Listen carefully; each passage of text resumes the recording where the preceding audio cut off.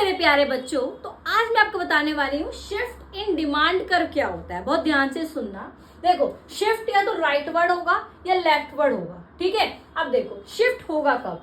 जब आपके खुद के प्राइस को छोड़कर अदर फैक्टर में चेंज आएगा।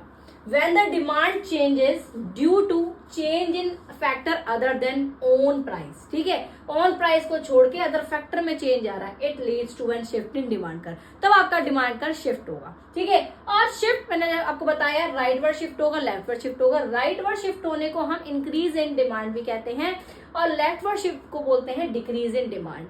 अब ये कब कब अगर होगा? अदर फैक्टर्स आपको पता ही है कौन कौन से हैं। It occurs due to change in other factor like change in the price of substitute goods, substitute goods के प्राइस में चेंज आ जाए, या फिर change in the price of complementary goods, complementary goods के प्राइस में चेंज आ जाए, या फिर इनकम में चेंज आ जाए, तो उसको हम क्या कहलाएंगे बेटा?